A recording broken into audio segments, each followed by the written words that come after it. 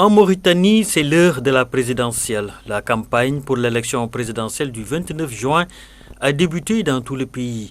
Le président sortant, Mohamed Ould Ghazouani, à la tête du pays depuis 2019, est favori pour un deuxième mandat à lancer sa campagne dans un stade de Nouakchott en présence de milliers de militants. Le président défend son bilan et promet davantage d'actions en faveur de la jeunesse en cas de réélection.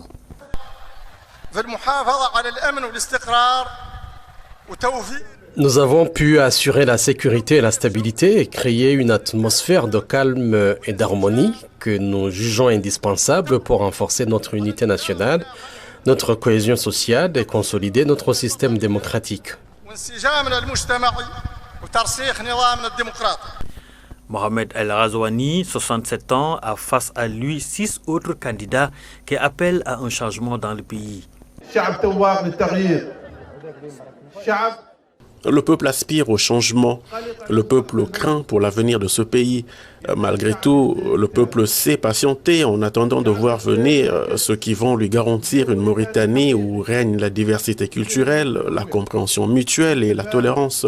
Une Mauritanie qui donnera espoir à ses enfants, leur permettra d'apprendre dans les mêmes écoles, de parler la même langue et de jouir. À noter que la présidentielle du 29 juin prochain sera la 8e du genre organisée en Mauritanie depuis l'instauration du multipartisme en 1991 sous le régime de Maouya Ould Sid Ahmed Taïeb.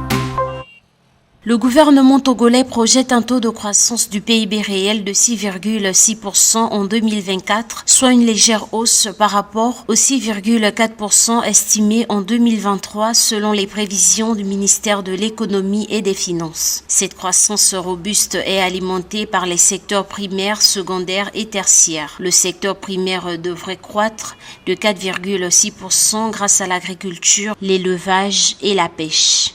Le Togo observe des perspectives économiques assez bonnes depuis la crise de Covid-19. Il faut dire que l'économie togolaise repose essentiellement sur les services, notamment les services aériens, de transport maritime, et également sur l'agriculture. Et il faut noter que ces perspectives-là sont dues au fait que l'État a développé une bonne capacité en termes de drafting des politiques économiques.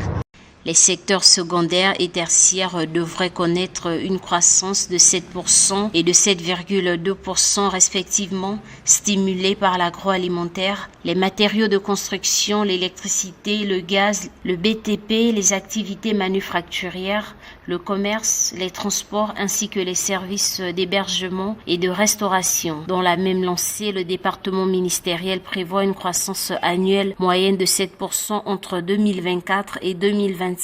Bon, vous savez, tous ces chiffres-là laissent dubitatifs. Qui contrôle ces chiffres? Qui les vérifie réellement? Et puis, ce sont des chiffres insignifiants qui n'apportent rien au quotidien des Togolais. Parce que le panier de la ménagère devient de plus en plus lourd. Les choses coûtent de plus en plus cher. La nourriture, le bol de maïs, le riz, tout a augmenté. Et les salaires ne sont pas augmentés. Alors, comment le peuple togolais va-t-il profiter de cette croissance? La croissance, la seule qui compte aux yeux des Togolais, c'est celle qui améliore leur pouvoir d'achat. En 2023, le taux d'inflation a baissé de 5,3% contre 7,6% en 2022. En avril 2024, le taux d'inflation annuel est tombé à 2,7%. Selon les projections du FMI, l'inflation devrait continuer de diminuer, atteignant moins de 2% entre 2025 et 2028. Ces perspectives économiques présentent un Togo en plein essor avec des politiques et des réformes visant à renforcer la croissance économique, à stabiliser l'inflation, à réduire le déficit commercial et à améliorer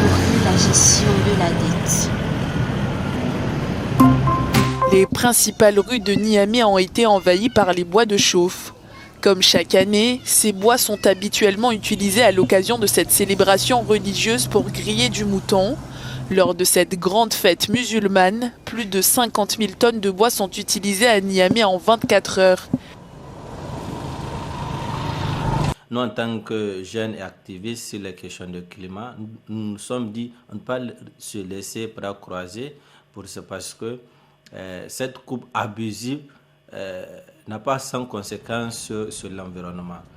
Donc aussi, il y a aussi la coupe abusive. Il y a l'avancée du désert. Si en même temps nous continuons cette consommation, le même rythme de consommation, au fil du temps, les générations futures ne vont pas s'en sortir. C'est pourquoi nous voulons stopper. Depuis 2017, l'ONG Jeunes Volontaires pour l'Environnement s'active pour sensibiliser les Nigériens sur les conséquences de l'utilisation du bois sur l'environnement. Pour ce faire, l'organisation a lancé une campagne dénommée Tabaski Écolo. Elle distribue également des plantes de manguier, montrant aux habitants de la capitale l'avantage de planter un arbre. Aïssatou Sow est tombée sous le charme de l'opération. Déjà que c'est la fête de la Tabaski, chacun va égorger son mouton. Donc je me dis qu'il faut planter un arbre pour remplacer d'ici Tabaski prochain et qu'on puisse aussi avoir, parce qu'il y a une coupe abusive des arbres. Le désert avance, donc il faut que nous, la population, nous plantons assez d'arbres pour couvrir cette zone qui est en train d'être envahie par le désert. Depuis quelques années au Niger, des voix s'élèvent pour demander l'arrêt de l'utilisation abusive du bois lors de la fête de Tabaski.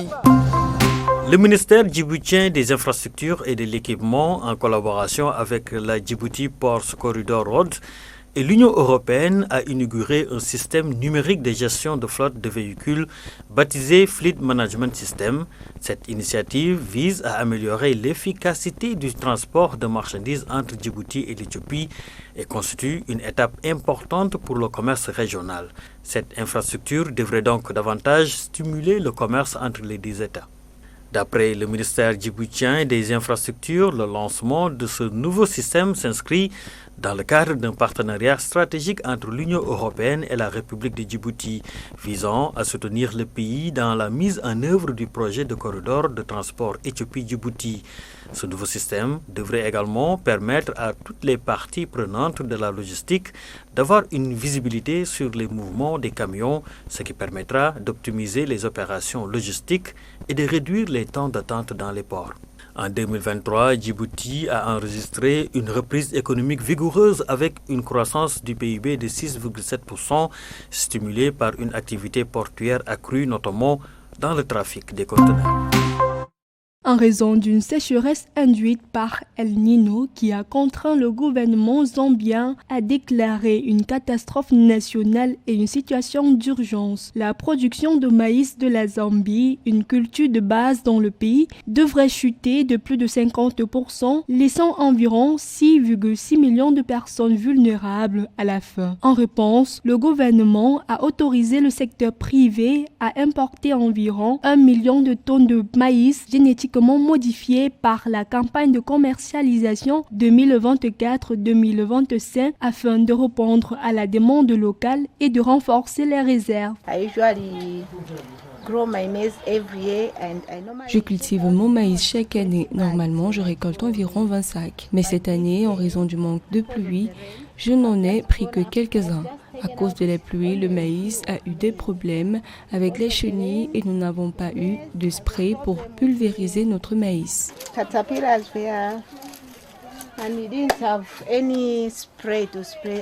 La saison agricole la plus sèche depuis 40 ans a fait passer la Zambie du statut de panier alimentaire régional à celui d'importateur. Le prix du maïs est également passé de 6 600 kwacha par tonne, soit environ $250, à 8 300 kwacha, soit $380 par tonnes. Bien que le pays d'Afrique australe dispose d'environ 400 000 tonnes de réserves de maïs reportées de la saison dernière, les experts prévoient de grandes difficultés pour le début de l'année 2025.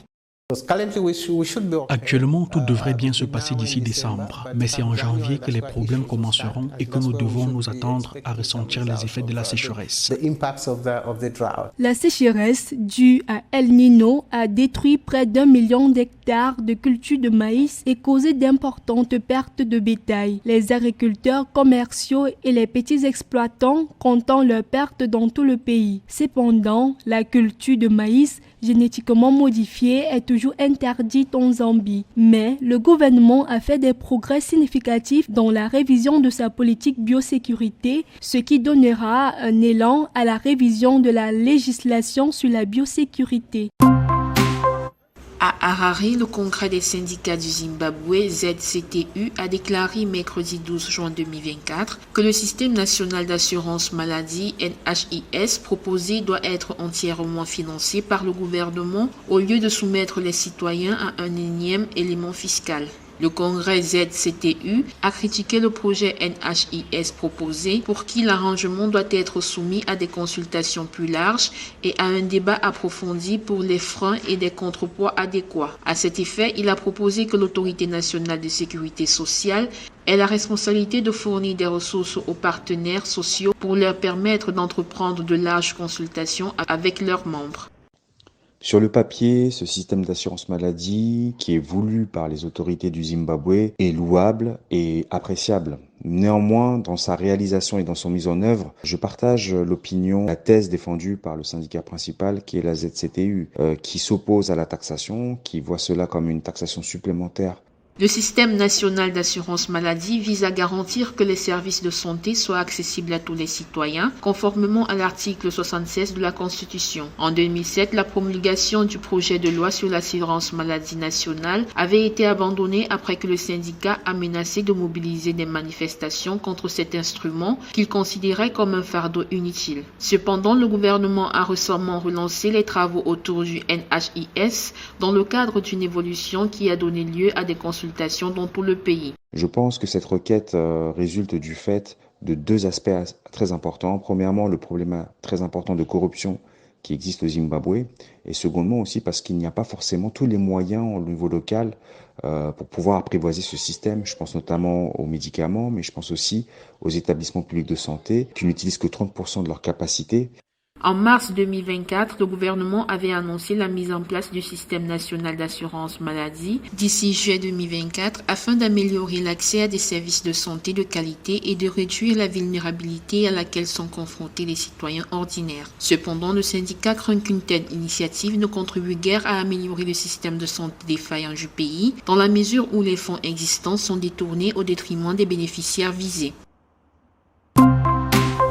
Après sa mort dans un crash d'avion la semaine dernière, le vice-président Saulo Chilimo a été enterré ce lundi à Nutche, sa ville natale.